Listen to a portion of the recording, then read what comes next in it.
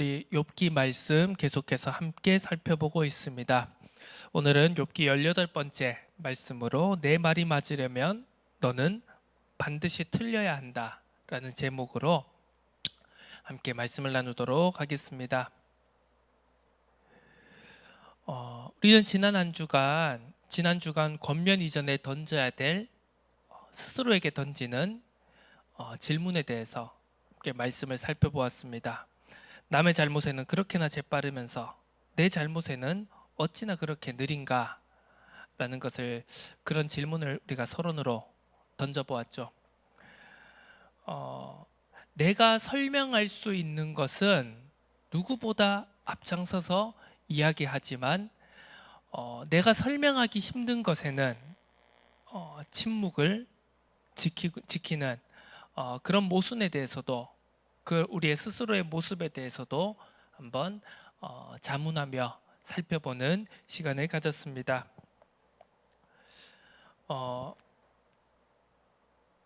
이제 욥과 욥의 친구들의 세 번째 대화가 이제 시작되게 됩니다. 지난주도 얘기 드렸지만 계속해서 지금 반복되어지는 이야기들을 하고 있습니다. 어떻게 보면 우리들의 인생과 그리고 세상의 역사와도 비슷한 모습이 아닐까 하는 생각이 듭니다. 무엇인가 새로운 이야기를 하는 것 같습니다. 엄청난 지혜의 말을 하는 것 같습니다. 하지만 2000년 전이나 3000년 전이나 그리고 지금 오늘이나 사람이 하는 말은 별반 다르지 않다라는 것을 우리는 살펴보게 됩니다. 시대가 바뀌었고 환경이 바뀌었고 사람들의 생각, 인식, 구조 이런 부분들이 바뀌었을 뿐 결국 사람이 생각하고 사람이 말하는 것은 비슷비슷하다라는 것을, 대동소이하다라는 것을, 크게 별다른 것이 없다는 것을, 해 아래 새로운 것이 없다는 것을 우리는 살펴볼 수 있습니다. 이 세 번째 대화의 페이지를 통해서도 친구들은 계속해서 비슷한 이야기를 반복합니다. 그런데 조금씩 이렇게 다른 부분들이 있죠. 자, 이 대화가 반복되어지다 보니 이제 이 세 번째 대화장에서부터는 이제 이때까지 이제 첫 번째, 두 번째 대화의 페이지에서는 엘리바스, 그리고 누구죠? 이제 엘리바스 다음 이제 빌닷, 소발, 이런 식으로 계속 이제 대화가 이어졌는데요. 이제 세 번째부터는 이제 누구입니까? 이 소발, 마지막 세 번째 소발은 아예 이제 대화도 이제 나오지 않게 됩니다. 엘리바스와 빌닷을 끝으로 이제 욥과 세 친구들의 대화가 마무리되어지게 됩니다. 욥의 친구들은 계속해서 기존의 질서, 신앙의 패턴과 인과응보의 원리, 즉 신명기적 신앙관, 세계관을 가지고 계속해서 욥에게 너가 잘못이 있으니, 너가 죄를 지었으니 그 결과로 이런 고난을 받고 있는 거다, 이런 벌을, 형벌을 받고 있는 것이다. 그러니 빨리 너의 죄를 인식하고 회개해라. 그러면 하나님이 다 회복시켜 주실 것이다 라는 주장을 계속해서 이어나가고 있습니다. 그러는 가운데 이제 엘리바스의 세 번째 이야기가 시작되죠. 오늘 제목을 보면서 무슨 생각이 드십니까? 지금 우리가 이 사회의 모습을 봐도, 세상의 모습을 봐도, 그리고 우리의 신앙의 모습을 봐도 이러한 모습들이 어렵지 않게 나타난다는 것을 우리는 알 수 있습니다. 내 말이 맞으려면 너는 반드시 틀려야 된다. 어떻게 보면 진짜 내 말이 맞아서 내가 옳다라는 것을 주장하기보다는 이제는 어떻게 보면 주객이 전도된 것에 가깝다고 볼 수 있겠죠. 내 말이 맞아야 하기 때문에 상대방이 다 틀린 것이 되어야 된다라는 그런 시대의 모습을 우리가 어렵지 않게 살펴볼 수 있습니다. 정치를 통해서도 그렇고요. 세상 살아가는 사회의 구성원 한 사람 한 사람을 보더라도요.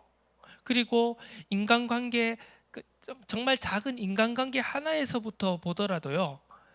내 말이 맞아야 되기 때문에 너는 반드시 틀려야만 하는 그런 구조를 가지고, 그런 인식을 가지고 지금도 수많은 사람들이 살아가고 있다는 것을 우리는 살펴볼 수 있습니다.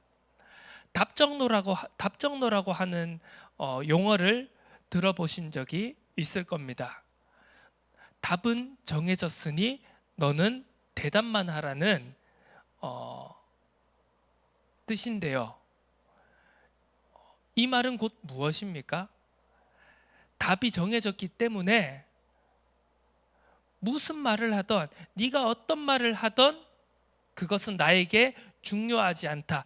내가 원하는 대답을 너는 해라. 이런 의미가 담겨져 있는 것이죠. 조금 의미와 뜻은 다를 수가 있겠습니다만, 이렇듯 지금 세상에서는 내 말이 맞아야 하기 때문에, 내가 틀리지 않아야 되기 때문에 상대방에 대해서, 다른 사람에 대해서, 세상에 대해서 틀린 것을 계속 찾으려고 하는, 어떻게 보면 정해진 답에, 정해진 결론에 모든 과정과 인과들을 끼워 맞추게 되는 그런 오류 속에서 사람들은 살아가고 있다는 것입니다. 자, 왜 오늘 이런 제목으로 오늘 이 본문 말씀을 살펴보고자 하느냐? 오늘 엘리바스의 대화가 바로 전형적인 이러한 모습을 띠고 있기 때문입니다. 오늘도 역시 대화가 깁니다. 1절부터 30절까지 대만 사람 엘리바스가 계속해서 욥의 잘못에 대해서 지적하고 정죄하고 있는 것을 볼 수 있습니다. 그런데 오늘 좀 눈여겨 살펴볼 대목이 있습니다. 22장 5절에서부터 9절까지를 우리가 한번 살펴보도록 하겠습니다. 한번 간단하게 읽어보도록 하겠습니다. 22장 5절에서 8절입니다. 내 악이 크지 아니하냐, 내 죄악이 끝이 없느니라. 까닭없이 형제를 볼모로 잡으며 헐벗은 자의 의복을 벗기며 목마른 자에게 물을 마시게 하지 아니하며 줄인 자에게 음식을 주지 아니하였구나. 9절까지입니다. 권세 있는 자는 토지를 얻고 존귀한 자는 거기에서 사는구나. 너는 과부를 빈손으로 돌려보내며 고아의 팔을 꺾는구나. 자, 오늘이 지금 5절에서부터 9절까지 읽으면서 어떤 느낌이 드십니까? 지금 엘리바스가 욥에게 어떤 이야기를 하고 있습니까? 자, 지금 이 엘리바스의 세 번째 이야기 이전까지는 계속해서 이제 원론적인 이야기만 했습니다. 맞죠? 네가 잘못이 있었으니까 그런 벌을 받은 걸 거야. 분명해. 그러니까 빨리, 나는 네가 지은 죄가 뭔지 모르지만 야, 너 스스로 빨리 생각해봐. 네가 분명히 죄를 지은 게 있을 거야.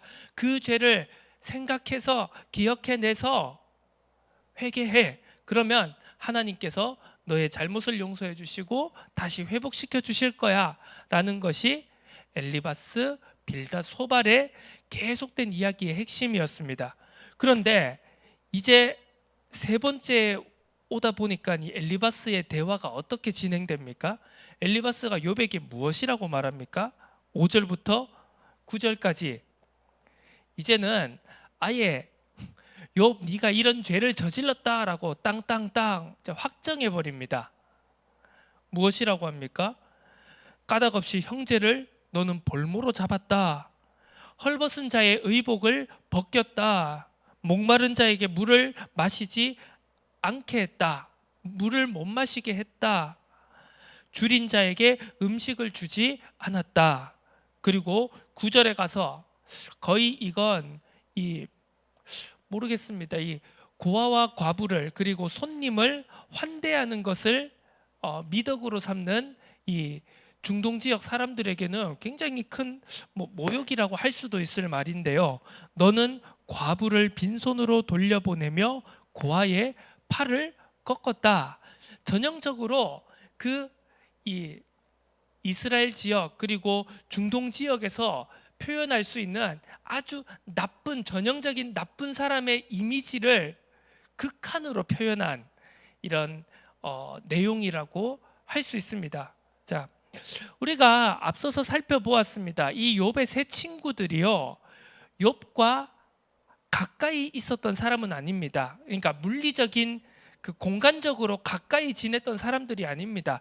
이 세 친구들이 있었던 지역이 전부 어떻게 보면 욥이 머물렀던 지역과는 이제 물리적인 거리가 떨어져 있던 지역에 살았던 사람들입니다. 그래서 먼 길을 와서 욥이 고난을 당하고 있을 때 먼 길을 와서 며칠 몇 날을 서로 눈물을 흘리며 친구의 어려움에 대해서 그렇게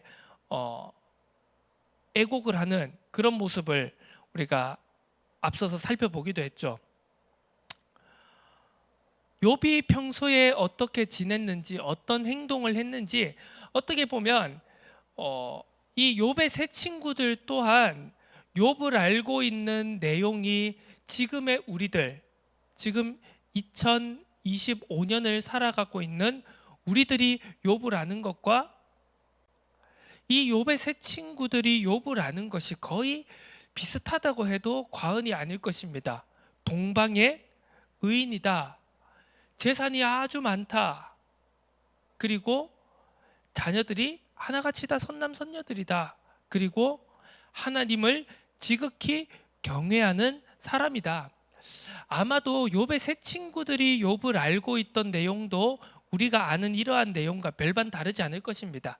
욥이 하루하루 무엇을 했고 욥이 하나님을 경외하기 위해서 어떤 행동들, 어떤 삶을 살았고 어떤 하루하루를 살았는지를 정확히 모르는 사람들이라는 겁니다. 그런데 오늘 엘리바스의 이야기가 어떻습니까? 마치 일거수일투족을 지켜보고 감시하기라도 한 것처럼 욥이 이제는 야 네가 이런 일을 저질렀을 거야도 아니고 거의 뭡니까? 그냥 바로 앞에서 눈으로 본 것처럼 목격한 것처럼 야 네가 이런 잘못을 저질렀다. 이런 잘못을 저질렀다. 야 너 과부를 빈손으로 돌려보냈어. 너는 고아의 팔을 꺾었어. 네가 이런 나쁜 놈이야. 자, 이러한 엘리바스의 대화를 들으면서 어떤 느낌이 드십니까? 오늘 딱 제목의 느낌과 같지 않습니까? 욥의 친구들이 이 세 번째 대화까지 오면서 계속해서 줄기차게 욥이 자신의 잘못을 인정하기를 바랬습니다. 야, 우리가 맞아. 이때까지 우리가 배워온 것에 따르면, 이때까지 우리의 조상으로부터 우리가 내려받은 것에 의하면, 이때까지의 신앙의 질서와 신앙의 패턴에 따르면, 인과응보의 질서에 따르면 너는 잘못한 게 맞는 것 같아. 그래, 네가 조금 억울할 수도 있을 거야. 그런데 어쩌겠어, 너에게 지금 이런 결과가 나타났는데. 그러면 분명히 너가 잘못했을 거니까 한번 찾아봐. 네 잘못을 찾아봐 라고 계속해서 욥을 설득시키려고 했습니다. 그러다 욥이 계속 자신들의 말을 듣지 않고 자신의 무죄를 강하게 어필하자 이제는 엘리바스가 폭발을 한 겁니다. 한마디로 이제 논리적으로가 아니라 감정적으로도 완전히 폭발해 버린 겁니다. 그러니까 무엇입니까? 이제 내 말이 맞아야 되니까 어떻게 보면 이것은 인간적으로 표현하자면 일종의 이제 자존심 싸움이라고 할 수 있지 않을까요? 내가 맞다라고 생각하고 계속 상대방을 설득시키려고 하는데 상대방이 받아들이지 않으니까 이제는 감정적으로 폭발해서 이제 인간적으로 인격적으로 이제 비난하기에 이른 지경까지 그걸 훨씬 넘어서서 이제는 상대방을 아주 그냥 단정적으로 재단해 버리는 모습을 볼 수 있습니다. 아니 엘리바스가 직접 욥이 형제를 볼모로 잡는 것을 봤습니까? 헐벗은 자의 을복을 벗기는 걸 봤습니까? 목마른 자에게 물 못 마시게 한 것, 줄인 자에게 음식을 주지 않은 것, 과부를 빈손으로 돌려보내고 고아의 팔을 꺾은 것을 엘리바스가 직접 눈으로 봤답니까? 못 봤습니다. 그런데 엘리바스는 왜 이런 이야기를 하는 걸까요? 이 이면에 우리는 인간의 죄악된 본성을 생각해 볼 필요가 있다는 것입니다. 우리는요, 그리고 우리의 신앙에 있어서도, 그리고 신앙과 관계없이 지금 이 세상을 살아가는 사람들을 보더라도요, 우리는 어렵지 않게 이런 모습들을 계속 볼 수 있습니다. 내 말이 맞아야 되기 때문에, 내가 옳아야 하기 때문에 반드시 상대방은, 내 반대편에 있는 사람은 모든 것이 틀려야 하는 것입니다. 그냥 존재부터가 잘못된 사람이어야 하는 것입니다. 자, 우리가 정치적으로 봐도 그렇습니다. 지금 좌우, 우좌의 대립과 갈등이 극한에 이어 있는 상황입니다. 이제는요, 모르겠습니다. 누가 잘 된 것이고 누가 나쁜 것인지도 모를 정도로 막 그냥 무조건 상대방이 다 잘못됐다는 겁니다. 그런데 우리가 삶을 살아가다 보면 느끼지 않습니까? 그럴 수가 있습니까? 그러니까 어떤 한 사람이 완벽하게 다 옳고 또 다른 사람이 완벽하게 틀린 경우를 여러분들 보신 적이 있습니까? 물론 이야기에서나 영화에서나 우리는 그런 모습을 찾아볼 수 있을 겁니다. 절대 선과 절대 악이라는 것을 말이죠. 그런데 우리가 현실을 살면은 그런 사람이 있습니까? 절대 선인 사람이 있습니까? 혹은 절대 악인 사람이 있습니까? 물론 절대 선이라고 이미지 씌워져 있는 사람이 있을 수는 있고 절대 악이라고 이미지가 씌워져 있는 사람이 있을 수는 있습니다. 그런데 보면은요, 다 어느 정도 일정 부분 옳은 부분이 있고 또 틀린 부분이 있다는 것을 알 수 있습니다. 조금 바꿔서 이야기해 본다면 장점을 가진 사람과 단점을 가진 사람이, 그 장점과 단점이 모두 한 사람에게 들어있는 것을 우리는 다 알고 있습니다. 자, 여러분 혹시 다 장점만 가지고 계십니까? 아니죠. 단점도 가지고 있습니다. 우리가 지난 한 주간을 살면서 잘한 부분이 있을 겁니다. 다른 사람들에게 긍정적으로 평가받을 수 있는 부분, 칭찬받을 수 있는 부분이 있을 겁니다. 하지만 반대로 여러분, 지난 한 주간 혹시 내가 말하기 부끄러울 정도의 잘못된 행동을 하신 적이 없으십니까? 그건 조금 잘못된 것 같아. 다음번에는 좀 우리가 그것 말고 다르게 해봤으면 좋겠어 라고 평가받을 만한 행동을 안 하셨습니까? 자, 나 스스로를 살펴만 봐도 우리는 항상 잘한 점이 있고 잘하지 못한 점이 있습니다. 옳은 부분이 있고 옳지 못한 부분이 있습니다. 그런데요, 내가 맞아야 하기 때문에 모든 것을 틀린 것으로 규정해버리는 그런 삶의 자세, 혹은 신앙의 자세를 우리는 가지고 있지 않은지 깊이 생각해 볼 필요가 있습니다. 스스로에게 질문해 볼 필요가 있다는 것입니다. 조금 이야기를 넓게 확장시켜서 생각해 보겠습니다. 우리가 이 신앙의 틀 안에 있다 보면 여러 교리적인 것, 그리고 교단, 교파, 여러 가지 신앙적 색깔, 신앙적 노선에 대해서, 혹은 신학적 노선에 대해서 서로가 어떻게 보면 경쟁 관계에 있다는 것을 알 수 있습니다. 장로교와 감리교가, 칼빈주의와 알미니안 혹은 웨슬리안주의가 경쟁 관계에 있다는 것을 알 수 있습니다. 자, 왜 이렇게 서로의 주장들이 나눠져 있습니까? 우리가 조금 더 우리가 옳다는 겁니다.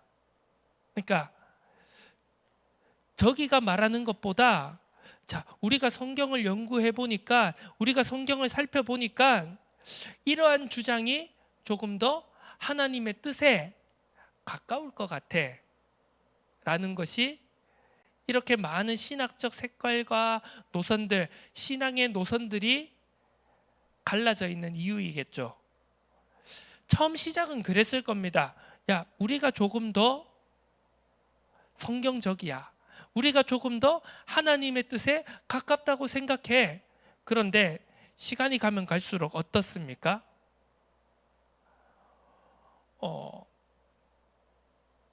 약점이 있을 겁니다. 자, 우리가 흔히 말하죠. 예를 들면 장로교의 칼빈주의에 강점이 있을 것이고요. 신앙의 강점. 그리고 약한 부분이 있을 것입니다. 좀 우리가 가지고 있는 교리적이나 우리가 가지고 있는 신앙의 가르침대로라면 좀 설명하기 힘든 문제들이 분명히 있습니다. 자, 그러면 그걸 우리는 외면하지 말고 직시하고 직면하고 조금 더 고민해보고 조금 더 같이 이야기해보고 우리가 우리의 신앙의 색깔에 있어서 설명하기 힘든 부분, 약한 부분들을 외면하지 말고 부닥쳐 봐야 된다는 것입니다. 그런데 우리가 설명하기 힘든 것은요, 딱 하고 외면해버리고 우리가 잘하는 것만 딱 바라보면서 야, 우리가 맞지? 봐봐 야, 우리가 옳잖아 이러면서 더 목소리가 커지는 것을 우리는 볼 수 있습니다. 그렇게 시간이 지나다 보면 결국 어떻습니까? 자, 이제는 어떤 지경에 옵니까? 자, 극단적으로 표현하면요, 칼빈주의를 따르는 장로교에 소속되어 있는 목사님들 중에 어떤 사람들은요, 감리교를 이단이라고 말하는 그런 분들조차 나오는 실정입니다. 왜? 어떤 논리를 가지고요? 야, 쟤들 알미니안이잖아. 쟤들 만인 구원 받는다며 하나님이 구원받기로 예정된 자와 멸망받기로 예정된 자를 구분해 놓으셨는데 야, 모든 사람이 구원받는다는 게 말이 돼? 그러니까 저들은 이단이야. 이렇게 말하는 사람들도 있습니다. 반대로 생각해 보면 감리교 목사님들 중에서는 장로교를 아주 그냥 우습고 가짜않게 여기는 분들도 있습니다. 야, 저것들 말만 앞서고 행동도 안 하고 실천도 안 하는 것들이야. 그냥 구원받기로 다 예정돼 있다라고 하면서 그냥 넋놓고 가만히 있는 사람들이야. 행위도 없고 구제도 없고 봉사도 없고 아주 세상을 이웃을 사랑할 줄 모르는 인간들이야라고 막 원색적인 비난을 하시는 분도 있습니다. 자, 왜 이 지경까지 온 것일까요?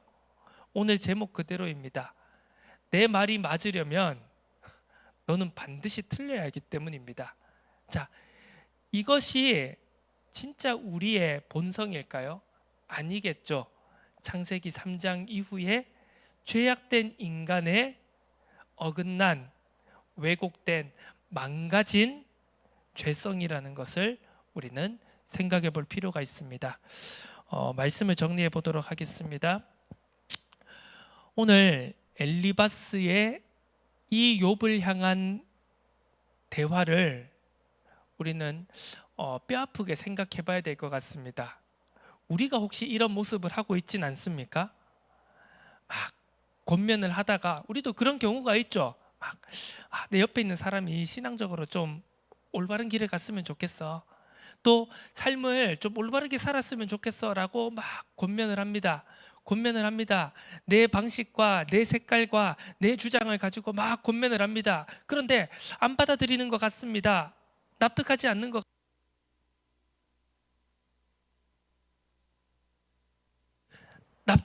것 같습니다. 이제 그러다 보면 이제 권면을 하다가 어떻게 되죠? 슬슬 짜증이 일어나게 됩니다. 속에서. 그래서 야, 너 왜 내 말을 안 듣니? 왜 너 내 권면을 안 듣니? 아니, 권면은 자율적인 거잖아요. 아니, 권면을 너가 꼭 이 권면을 받아들이고 꼭 내 말대로 해야 돼라는 것이 더 이상 권면일 수가 있습니까? 아니죠. 권면은 그냥 사랑하는 마음을 가지고 너가 이렇게 했으면 좋겠어. 그런데 안 되면 어쩔 수 없지. 내가 뒤에서 계속 기도할게. 이게 권면이죠. 그런데 어느 순간부터 강압적, 강제적 권면이 시작되게 됩니다. 그래서 야, 너 이거 안 하면 이제 막 죽어. 막 이렇게 하다가 이제는 어떻게 됩니까? 오늘 엘리바스처럼 아이고, 네가 그러니까 뭐 그렇지. 이제 이렇게 막 비난하는 지경에 이르게 됩니다. 자, 오늘 욥을 향한 엘리바스의 대답이 어떻습니까? 까닭없이 이미 이제 엘리바스의 눈에는 욥은 이미 까닭없이 형제를 볼모로 잡은 사람입니다. 헐벗은 자의 옷을 벗긴 사람입니다. 목마른 사람한테 물을 안 준 사람이고 배고픈 사람에게 음식을 안 준 사람이고 과부와 고아를 도와주지 않은 사람이 되어 버렸습니다. 왜? 그는 죄인이어야 하기 때문이죠. 그는 틀린 사람이어야 하기 때문이죠. 그래야 내 말이 맞기 때문이죠.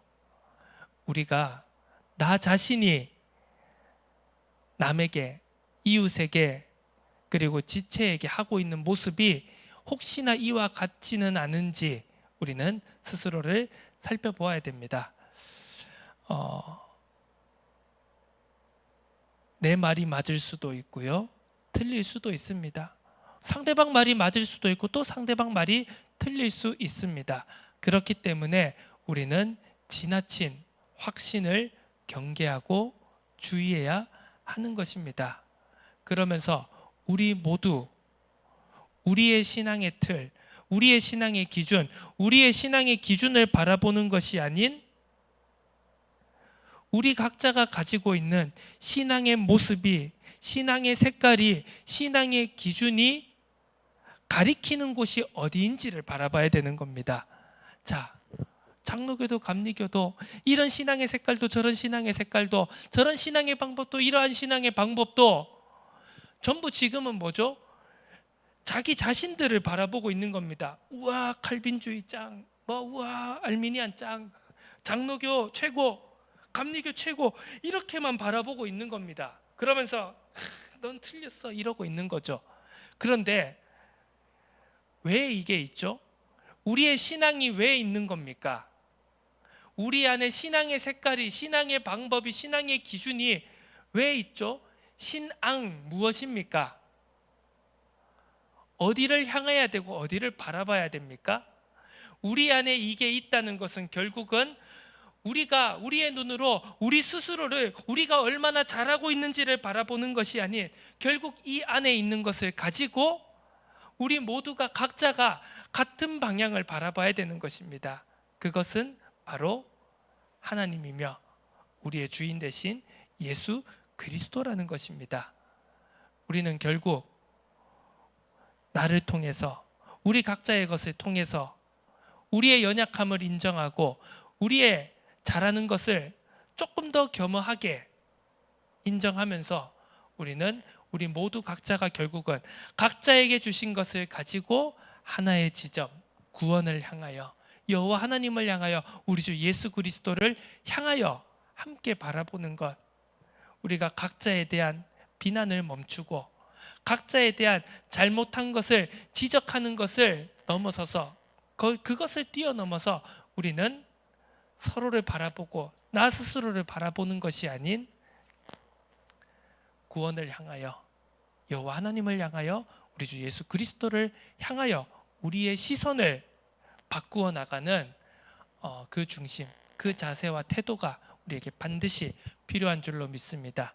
욥의 세 친구들을 바라보며 우리를 살펴보고 또 우리의 뛰어넘어야 할 것들을 하나님이 주시는, 우리 주님이 주시는 은혜로서 우리가 싸워 나갈 수 있는, 회복해 나갈 수 있는, 바꾸어 나갈 수 있는 그 은혜가 넘쳐나기를 축원합니다. 하나님 아버지 감사드립니다.